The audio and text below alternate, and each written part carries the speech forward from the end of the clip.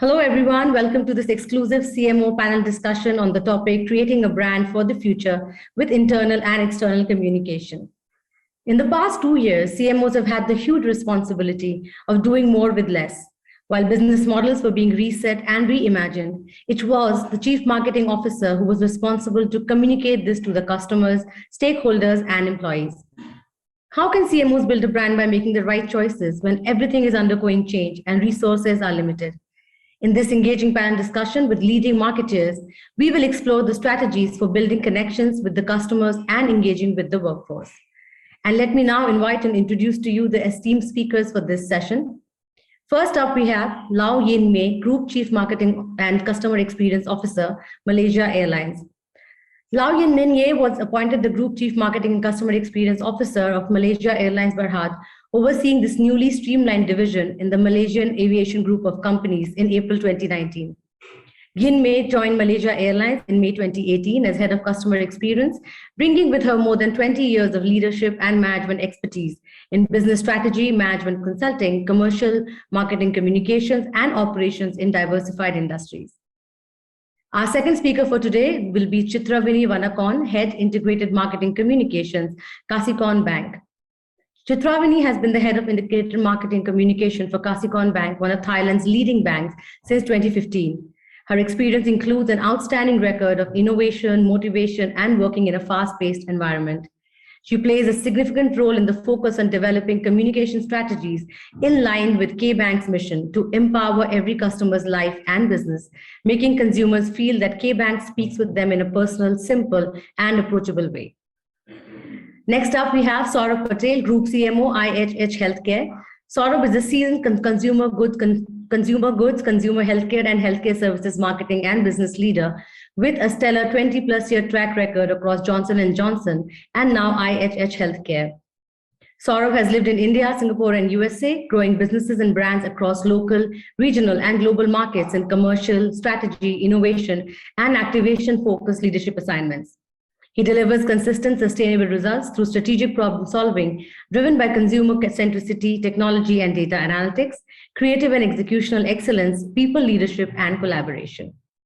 And last but not the least, this session will be moderated by Amit Thapliyal, Vice President Marketing, People Strong. Amit has over 15 years of global experience in enabling digital transformations, brand management, SaaS, and growth marketing strategies across industries. He is one of the early SaaS marketers with a keen focus on business impact and expertise in brand storytelling. In his previous assignments, he has led marketing and MarTech consulting for Fortune 500 brands and was awarded MVP strategy by Siteco. He led digital initiatives and Vinculum, where he spearheaded marketing-led growth initiatives across APAC and North America. Prior to that, at HCL, he launched several successful and award-winning products across B2C and B2B segments, leading with growth product-led. A very warm welcome to all our speakers today. We're looking forward to hearing some great insights with you. I would now like to invite Amit to take the discussion forward. Over to you, Amit. Thank you so much, Yasmin. And we meet this year again virtually. We are at an inflection point in our history. And as we get back to our stride, the role of a marketer has yet again undergone a sea change. Understanding, predicting consumer behavior was already very difficult. And even with the technology by our side, it has become even more complex as our lives ourselves are complicated with the changing world scenario. Brands, how consumers perceive brands, and how we marketers are gearing up for our future is a hot topic and one of the most pertinent issues almost all business leaders have today. With business margins getting hit, pressure is again on marketers to reinvent their marketing strategies that do more with less. Strategies that differentiate our brand in the increasing cacophony of brand messaging and yet remain one of the most important functions that drive business value is the theme of the day. Driving value both internally and externally has become even more important than ever before. And I'm pleased to host today a star-studded panel which will address these burning issues and answer how to create a brand that does more with less for both employees and customers. In the new digitally adapted world, there are three strategic pillars that drive value and revenue: experience, data-driven insights, and people. Together, they inform and dictate our brand messaging and execution. Let's talk experience first. My common question to all panelists would be, since their businesses run on experience, on customers who have an option to switch brands, and for employees who need to find the energy and meaning in their work life to help the brand come alive. Healthcare, banking, and airlines, these verticals thrive on brand experience. How has your organization adapted to these challenges, continued to give a seamless experience, and how do you plan to navigate future disruptions in the marketing landscape? Over to you, Lau. Hi, Amit. I think you're absolutely right. Experience actually means even more, especially during this time and day. For us at the airline, as a global carrier, when the pandemic hit, we literally came to a complete halt. There was no one going to the airport. There was no one boarding our planes. There were literally no planes in the air or in the skies, right? Of course, except for the essentials. Now, we were at very high risk of, the common saying about out of sight, out of mind. As we are seeing recovery from the pandemic, we have to acknowledge that it is still the airlines and the aviation who's still suffering quite substantially. We do see businesses like F&B coming back, retail coming back, but unfortunately not so much for the aviation and the airlines, mainly due to, for instance, the borders closure and whatnot, which gives it even more important for us to say, look, how do we continue to stay relevant as an airline? We're not just going to sit around and wait for the market to come back, for our passengers to fly again. So with us, I think it was very critical. And what we did was very, very clearly three key things that we went out with. Number one, when the pandemic hit us, while we couldn't fly our passengers, we identified what are still the areas that we could engage with our passengers. What do they need right now? Do they need information? Do they need to know, what's going to happen to the tickets that they have bought and they can't fly, right? So we addressed that part. Focus number two was clearly to say, look, while we are attending to our passengers, we still need to maintain the contact with our addressable market, right? So we continue to have that kind of engagement, the top of mind reminders out there. So we launched things like the ASMR, that actually went viral everywhere. While we can't get that in person, it actually got that. Our ASMR went worldwide, But the third most important was we took that opportunity to really look internally and clean up our house, right? We look into how we could review the work that we do, revise and refine, because most importantly, setting a new way of working that sets us on a platform that we could really be more agile and be more able to respond very quickly, be more resourceful, because learning from that is a disruption could happen anytime, right? So what's the best way? It's not about hoping a disruption won't happen. It's of future-proofing ourselves. So I think very key thing is for businesses to know we need to be agile, we need to be resourceful, right? And we also need to be very focused in that, look, when things change, how are we going to respond to that changes and still putting customer as our center of gravity. So that's what we hold on to very, very dearly. And that's what we've been thriving on for the past 22 months and counting, as we hope and welcome our passengers to come and fly with us very soon. I can't wait to fly in a Malaysian airline flight again. Great. I can't wait to welcome you on board, Amit. I'll take you up on that. Chitramani, your thoughts, please. For K-Bank, to ensure that we always ride along or even ahead of the customer experience, we always need to keep up with the changes of the our customers' behavior and lifestyle. As we all know that in 2 years pandemic time, it has changed our life like never before. So, for example, our mobile banking has accelerated. The usage has accelerated for about 70%. That means that most of the transactions are done in mobile, right? So with that, we need to make sure that we move all the experience at the branch to the mobile banking. That's what we need to do in a very short period of time to serve our customers during the change during the pandemic. Secondly, when we can do that for the platform, we move the behaviors, all the transactions, all the services to the platform, we are able to capture all the data from the digital journey that we plan for our customers to go through. So with all the data, it enables us to gain marketing advantages in many aspects.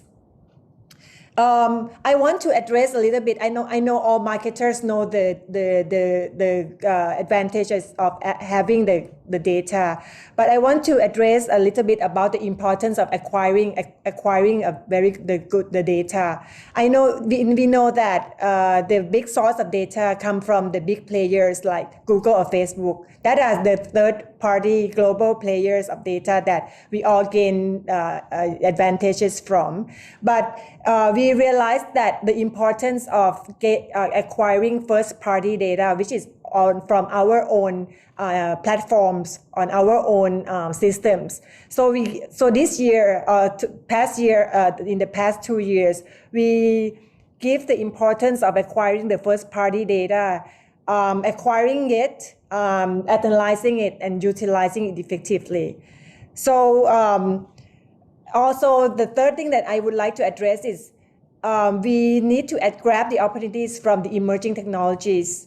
I know we gone through the technology era of internet, mobile phone, right? And here comes new technologies like blockchain, AI, VR, AR, metaverse, and so on. So marketers need to grab the opportunities from these new emerging technologies to see how we can make use of these technologies to offer new products and service offerings, or even to engage new customers, or even to gain PR opportunities. So those are the things that I would like to give some thoughts for the marketers. That's fantastic, Triveni. In fact, you touched upon a very good point, which is data, which we'll come back to very, very quickly once we finish with Saurabh. Saurabh, you've been in the industry for a long while. You've seen different aspects of it across Asia-Pac. What are your thoughts over it? Yeah, so I think when it comes to COVID, I think every industry, including ours, has had to, change what we do fundamentally. And in a healthcare services context, the key change after COVID was the fact that as far as possible, people want to avoid coming to hospitals. They are worried that, that's where infections are, that's where COVID patients are. So if they can help it, they would not want to come in, especially for things like elective surgeries, which are optional, which are not an emergency. The other piece that happened is the fact that there is on COVID, when COVID began 2 years ago, and honestly, even now, the amount of fake news and confusion there is out there, consumers and patients are looking for facts. They're looking for what really is this disease about, and what should I do about it? And how do I sift through all of the miscommunication, etc., which is there? So I think these are two key realities which we kind of had to grapple with. And immediately what we had done at that point in time, and this is valid even now, is number one, we had to completely overhaul our content strategy, because people are looking for this kind of information. And honestly, we as a serious reputed healthcare brand should be out there, getting rid of the myths and putting out facts which are easy for people to, access and consume and be clear about. So basically, our content strategy, which we rehauled, consisted fundamentally of 4 pillars. One is on inform, which is, the facts need to be put out there. And it's really our clinicians and doctors themselves kind of going out there and presenting facts about COVID. The second one was on caring, that, okay, now you know the facts, you need to take certain precautions, you need to do certain things to take care of yourself, not only physically, but even mentally, given, people are working from home and away from their families. The third one was basically on connection, which is that, we did a lot of Facebook live sessions, for example, where people could actually talk to our doctors themselves. So if a consumer or a patient is pregnant and wants to kind of just understand what are the COVID precautions I need to take for my pregnancy, or if somebody is a heart patient, they need to have that access to the clinicians. And last but not the least was this piece on reassurance, which is that we had to communicate, in a consumer-friendly manner, all the precautions which were being taken at the hospital in terms of, be it separate wards for COVID patients or the fact that there's sophisticated air filtering mechanism across the hospital which keeps the air clean. So the reassurance that, hey, we are doing everything we can to make sure that our hospital is safe and you can rest assured and come to us if you need to. So one was content. The second piece was telemedicine. Now, we already had plans to launch telemedicine, but we had to do it super fast because, you did want to give patients the access to do that. And in this part of the world, there is still a lot of gray area on telemedicine regulatory-wise. There is a gray area on whether you can target new patients or whether you can only go for existing patients. But we worked around some of these and launched our services. And then the third thing which we had done, especially in markets like India, where the load of COVID was so heavy, the healthcare system was completely, under so much stress. So we actually had a home care program for COVID where you triage and identify COVID positive patients who have very low symptoms. We had a program where they could be at home and then a doctor could monitor them through technology, etc. So net at the end of the day, I know it sounds like a cliche, but it was really about trying to keep the patient and the consumer at the center and understand their new reality. And in the case of telemedicine and home services, it's really about that if the consumer or patient can't come to you, what can we do to actually go to them? Awesome. In fact, I must say, Saurabh, that in especially last year, what you guys did was not just marketing. You actually provided a lot of service to people all across the globe, and people needed it. As they went into chaos, they were anxious, they didn't know what to do. So hats off to you and all the healthcare providers in the world. The world needed you, and you were there like superheroes. So kudos to you, all of you guys. Thank you. We move on to the next segment, where we talk about data. The world runs on data and insights that we glean across channels and systems from that data. The most successful modern brands are those who have the ability to integrate their systems, break silos, and create a single view of their customers to woo them, delight them, and make them stay forever. Especially now, it's not just about acquiring new customers, it's about creating new relationships and people, keeping them at the center of their business, as Saurabh said. So I'll just now start taking thoughts from our panelists now. Chitravini, the banking sector is burdened with and yet thrives on customer data. As a data-driven marketer, what have been your wins as far as successful customer relationships are concerned for customer retention and loyalty? And the second part would be, how can businesses benefit from analytical CRM systems to streamline their operations and improve business profitability? Okay, thank you, Amit. I would like to give an example of our CRM program, which is the loyalty program for our affluent and high net worth customers. We know that this group of customers, they don't appreciate mass offerings. They are very individualism and they have very specific requirements. So we need to, with the CRM program that we invested in terms of the system, the process, the people, to make sure that the program is efficient to serve our affluent customers. We are able to gain customer intelligence from this program. We get to understand the insights and the interest one by one. So we are able, with this program, we are able to engage with them more effectively. Secondly, with this program, we are able to offer personalizations offerings to them.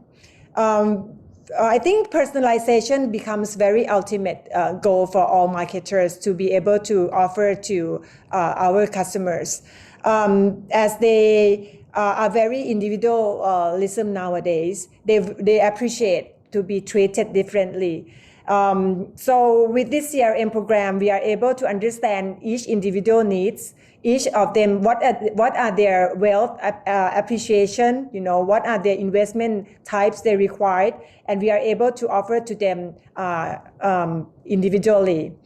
thirdly, I think with the program, we are able to trigger the need and offer the service in end-to-end digital throughout the digital journey without leaking to other offline journey at all. So with that end-to-end digital journey that we are able to provide with this program, we encounter less leak of the risk of leaking the data, as well as less risk of ensuring the smooth end-to-end journey throughout the transaction for our customers. Fantastic. Love, yours is an exciting brand and an exciting industry to be in.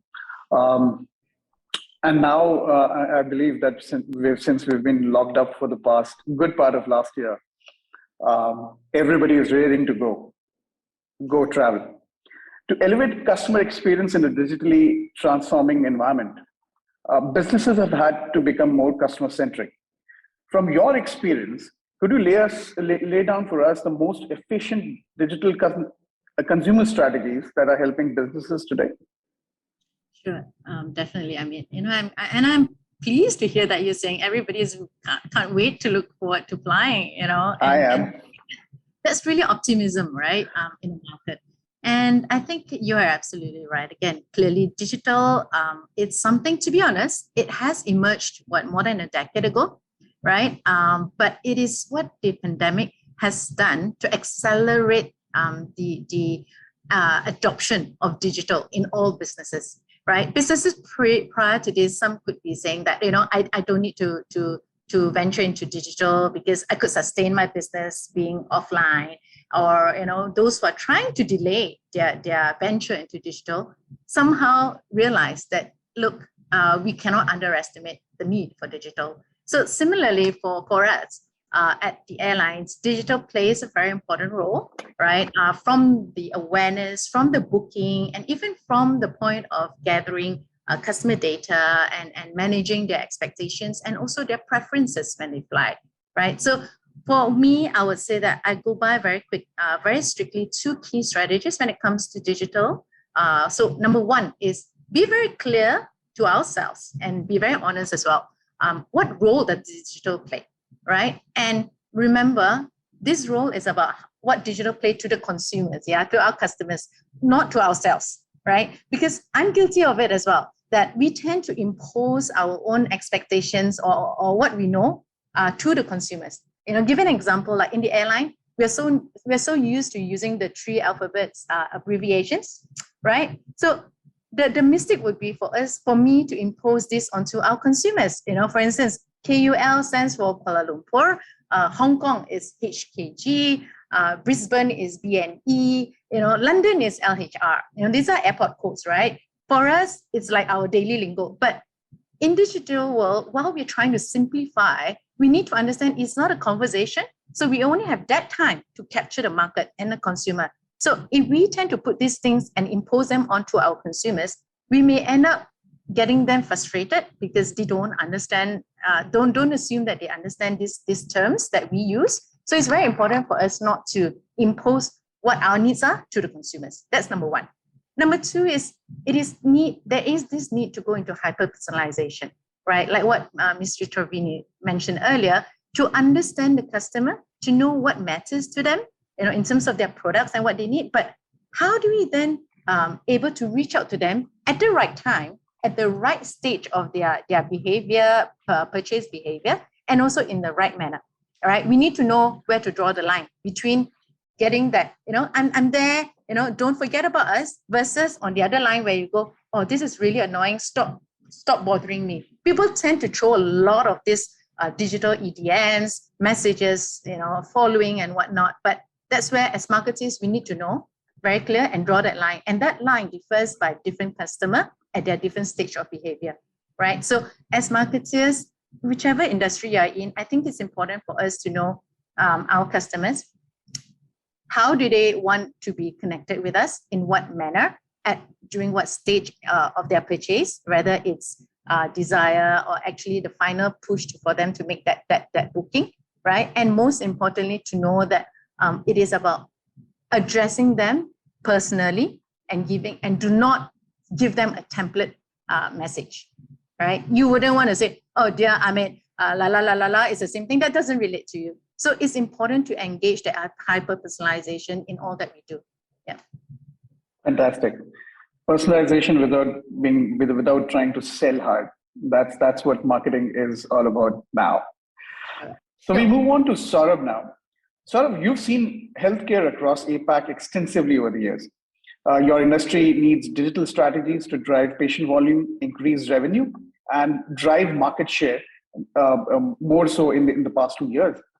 What have been your insight-driven go-to frameworks to drive this growth? And with customer-facing channels essentially consolidating into digital, what consumer marketing tactics still work? What are the ones which are still relevant? Sorry. Yeah. So Amit, before I answer that, I mean, a couple of pieces of context. So one is that, firstly, when it comes to healthcare, especially the parts of healthcare we operate in, which is, secondary and tertiary healthcare, it is still indeed a very high touch business. Meaning that obviously there are parts of the journey you can digitalize, right? Like for example, finding a doctor, booking an appointment, even telemedicine. But there are other parts of the journey, especially when it comes to specific conditions where, the person is going to have to come in at some point in time. So you can't really digitalize everything. So what's important for us is the fact that the seamlessness that needs to happen between the online and the offline, and the offline experiences in some ways need to be enhanced by the digital experiences. So I think that's one piece of context. The other piece which you talked about earlier is this entire piece on acquisition versus retention. And we realized that a lot of what we were doing was mainly on acquisition. Let me digitally try and find people who are looking out for healthcare, try and convert them, use SEO, SEM, etc. But retention is equally important as well, especially in a scenario, in the scenario I just described earlier for COVID, right? And that is where we believe that the quality of the experience is very, very important. And our teams on the ground have done a lot of work on the physical experience. And to be honest, that digital experience actually needed to catch up. So, so fundamentally, that's what we needed to do. And the other challenge which we had is that since I oversee marketing at the group level, we are 5 or 6 separate markets, and all of them are in very different stages of their evolution, be it from a business point of view, be it from a technology point of view. So yes, the end goal is that you make the experience so customized and personalized. That is absolutely the end goal, which is the fact that you want to give people more empowerment and more control of their own healthcare. But to get there are certain basics which we need to do. So, so to make sure that all of our markets had a common roadmap, to eventually get to the end point, we basically had a 3-stage approach in terms of the digital experience. The first stage is what we call access.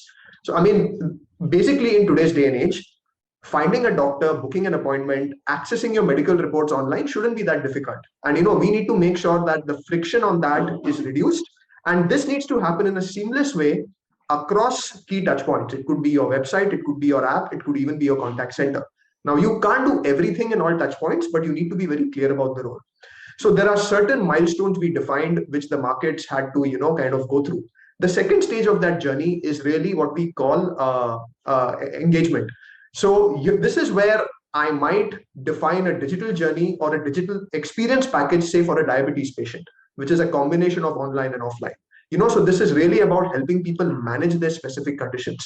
And this leads to empowerment, where after doing the first 2 stages, I have enough data where I can actually use platforms like CRM, etc., to have more personalized offerings and more personalized recommendations. This is also a stage potentially where I could bring in external partners to fill in product and service gaps across the healthcare continuum, which I don't offer. So fundamentally, a lot of our focus has been on improving that experience, even for very, very basic processes. And unless you get that right, the larger, longer term vision of personalization, customization, etc., become very difficult. Fantastic. Most successful brands today do one thing right. And as we discussed before, that is putting people at the center of their business. While services are being productized, products inherently pack experience in that cute little box. We have already discussed how we need to see each consumer as an individual.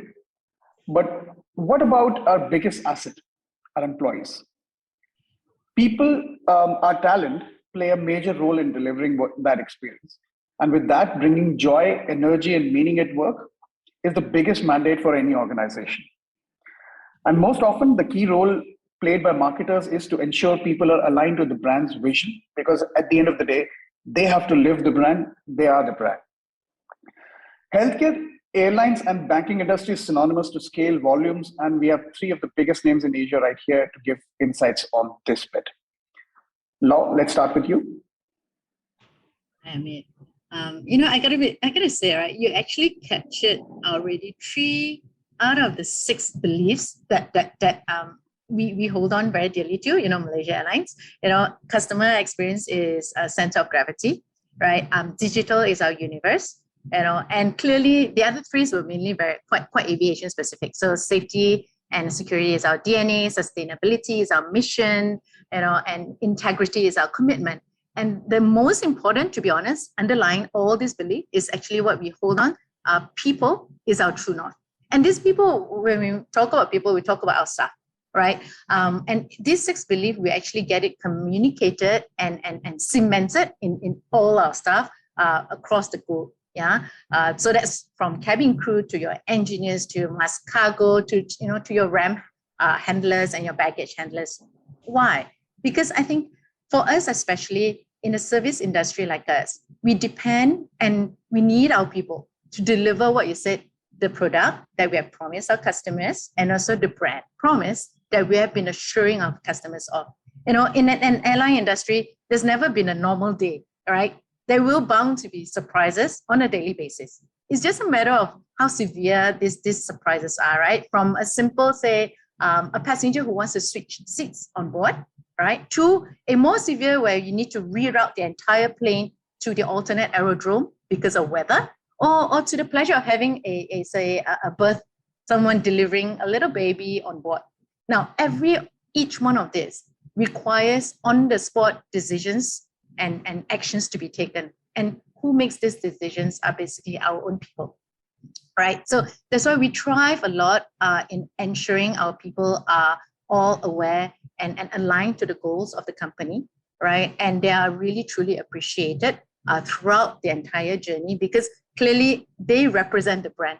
Every single one of us at Malaysia Aviation Group represents the brand. And with that, we need to make sure that they are empowered with the right tools, right, with the right authorities, and especially so when they do something of that greatness in the presence of other customers, that serves more than that whatever marketing activities I could hold, whether it's a 360 campaign or influencer campaign or KOL or whatnot. Having our staff exemplifying Malaysian hospitality, amongst the customer at their natural environment serves weighs a lot more than any marketing campaign could be. So people has always been our true north, and it's something that we know and we abide by very, very strongly here with Malaysia Airlines. Fantastic. So as we talk about airlines, we just spoke about airlines. Healthcare has played a very central role in our lives. But it's not very often we talk about the banking sector. You need money to get treated. You need money to live your lives. And in all this COVID hit scenarios, one sector which marched on was banking. Chitravini, how did you do it? How did you make sure that your brand essence kept alive through all these trying times? Thank you, Amit. For K-Bank as a bank, people plays an important, crucial asset to us. They are crucial to the brand. They are crucial to the delivering of the products and services to our customers. There are many aspects. There are many things that we have been doing to ensure that our people plays key roles to deliver our brand purpose. I just want to give 3 examples that what we've been struggling to do and trying very hard to put in effort to build our people. Firstly, while we are directing to digitalization and data-driven culture, we need to ensure that we embark all our people into that same direction or the shared culture that we are directing to. We always keep them on the new journey that the companies and the management are driving towards. We always open up for them to unlearn and relearn the new things, I always use the words to my team that don't always use autopilot program. Always do new things, always learn new things. Encourage agility, diversity amongst our people to ensure that we adopt new skills for them, sufficient for them to move along with the company. That is the first thing. Second thing is that with the strengthened brand, we need to ensure that we need to strengthen our brand to strengthen our employees' preference and bonding. Our employees, just like Lao Yin said, are always the best spokesperson for the brand. They recommend the brands not only for the customer, but to their friends, their families. They are a very strong voice for us. So we need to ensure that while we move the brand forward, we also tag along our employees within that moves in every steps. Lastly, I would like to give the importance to the communications. In K-Bank, internal communication is as important as external communication.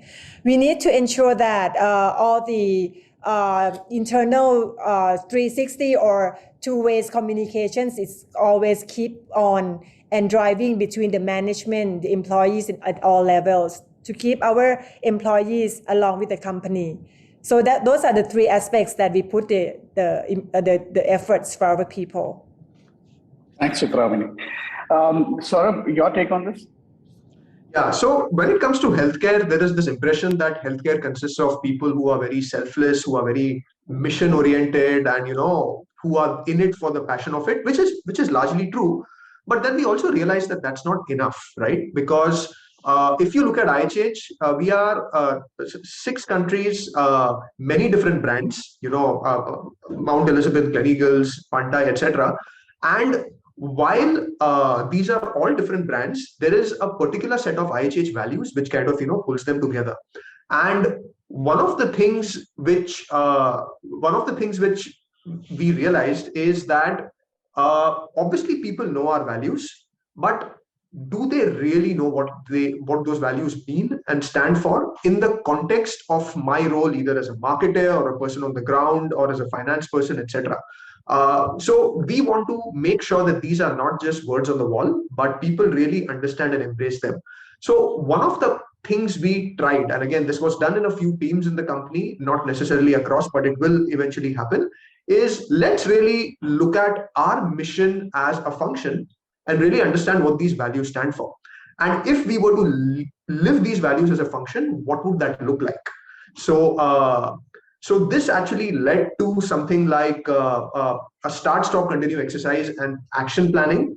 And very interestingly for marketing, some of the key outputs that came out is that if, for example, patient first is one of those 5 values. So if we truly want to be patient first, are we spending enough money on understanding consumers from a research and insights point of view? Sure, we have certain things which we do, but can we do more? The other thing that came up was one of the values is excellence. So there is so much to learn in the digital space, in terms of new technology, etc. You need to have a more agile and a test and learn approach. Do we have, the resources or a lot of functions had the question that, is this okay for us in healthcare given everything's about, life and death and saving lives? And then we kind of had to come back and answer that obviously there are things we do which are linked to clinical results where a certain set of protocols need to be followed. But honestly, if it's something to do with, say, patient communication, yes, we should and can do test and learn, and budgets for that would be made available. So I think this is just an example of something we try to do in a few functions, which we want to do in others as well. But I think the key result is that at the end of the day, if employees see that there is a lot of effort made on understanding how they can do their jobs better in line with our values, and if they see that feedback etc is being implemented and it's being actioned on, that actually goes a long way. So I would say we've made a start on this, but there's a lot more work to do on this. But we believe that along with the intrinsic passion people in healthcare have, both of them are actually critical, to make sure you have a very, very engaged set of people on the ground. That's amazing. These are amazing stories, Love, Chitravini, and Saurabh. And I'm so happy to be, have had first-hand experience of some even more amazing stories from across Asia Pac. Us being the HR tech provider for Asia, we work with some of the biggest brands in the region, and we're proud to have, in this pandemic hit world, we were proud to power their business operations, their HR operations, and their people experience through technology. Whether it was running vaccination drives or reaching out to their employees on a daily basis, trying to motivate them through the chaos, or it was checking in on their family's health, arranging oxygen cylinders and medicines for them. There's a lot that brands did last year leveraging technology. And I wish we had time to go through all these wonderful, wonderful stories, but unfortunately, we don't have time today. So as we wrap up this session, this wonderful, wonderful session, and you've been a lovely audience, one last question for our panelists. What advice would you give, not just to marketers, but business leaders today? What would be the 3 key takeaways for them to build a brand for the future inside out? 3 bullet points, just 3. I would say number 1 would be customer experience being the center of gravity. Whatever you do, whatever role you play in a company, is your customers that you should be thinking about. Yeah. I think the thing number 2 would be knowing that your people, like what we said, our people is always our true north. They will always be your strength, your assets, and the one delivering the brand. And last but not least is look at in every crisis, guys, there is an opportunity. Just look for it. Don't dwell too much in the negativity. It's about how fast you can jump back on, look at it positively, and look for opportunities, in everything, every crisis that could come along, right? So that would be my 3 key takeaways. Travini? Yes, 3 points that I would like to leave with. Firstly, I think with the current economic situations, all marketers are forced to drive performance marketing. So while we are doing that, we need to ensure that we find the right balance between brand building and performance marketing.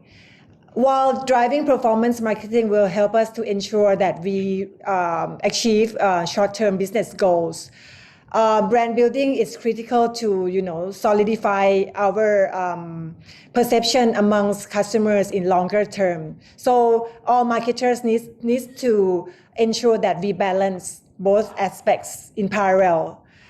Secondly, we need to ensure that we involve all stakeholders as part of the brand building or building brand value. So stakeholders range from customers, employees, as we mentioned before, investor, regulators, board members, and so on and so forth, who are your key stakeholders. While strengthening the core brand value, we need to ensure that each aspect of the brand equity means differently or has different meanings for each stakeholders, so that we need to address all of those aspects as well. Thirdly and last but not least, we need to ensure that we strengthen all aspects in brand experience. We all know that branding is not about PR or communication. Brand includes all that matters in customers' experience, right? So we need to ensure that all those aspects are addressed and worked on, like products and service offerings, all the touch points, the company's vision on sustainability, all the service programs and so on and so forth that has the people outside the companies experience it. So we need to make sure that we address and cover all these aspects in brand building. Fantastic. Saurabh? Yeah, actually, a couple of my points are in common with Loyan as well as Chitravani. So one is I would say that brand building is a marathon and not a sprint. So it's not so much about big campaigns, communication. Honestly, much more of it is about rolling up your sleeves and continuous improvement as far as the experience is concerned. So I think that is a very different mindset versus the only comms and campaigns mindset kind of thing. The second I would say is be consistent. Once you are clear about what your brand stands for and what it does not, be very consistent in your messaging. I've realized many times marketers themselves tire of their own messages because they live and breathe them day in and day out, but consumers don't. Many consumers don't even know them. So, that balance of consistency needs to be there. And the third thing, which I think is very relevant in our today's, digital and technology driven world, is never start with the technology. Start with the consumer pain point or problem you're trying to solve. Technology is just an enabler. That's a towards the end, that's a very, very good thing that you said, Saurabh. In fact, Steve Jobs said, start with customer experience and then work back towards the technology and not the other way around.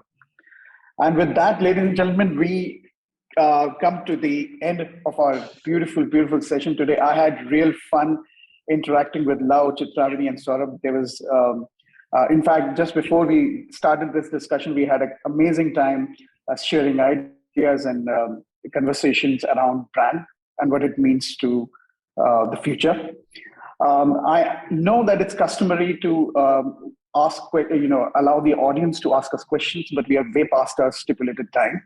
So I would request you to please put in your questions, and I'll make sure that I send them across to the relevant panelists or all the panelists and get them answered for you. You can expect an email from us answering your questions. Please do drop your questions in. Any questions, queries, even feedback, we'd love to talk about that. You've been a lovely audience. Thanks for joining in, and I hope the next time we meet, it is face-to-face. Thank you so much. Thank you. Thank you so much, Amit, for moderating the session so well. And to all our speakers, Chitravani, Saurabh, Loyan, so much to learn from each one of you. Indeed, the future will be for marketers who can communicate the language of the brand to external and internal stakeholders who can build their brand identity inside out. So thank you for joining us for this session once again. And to our audience, that concludes this session. Thank you for joining us. Coming up next is our CXO Mega Panel discussion on Thrive Not Survive, defining a different normal. So do join us there. Thank you and take care.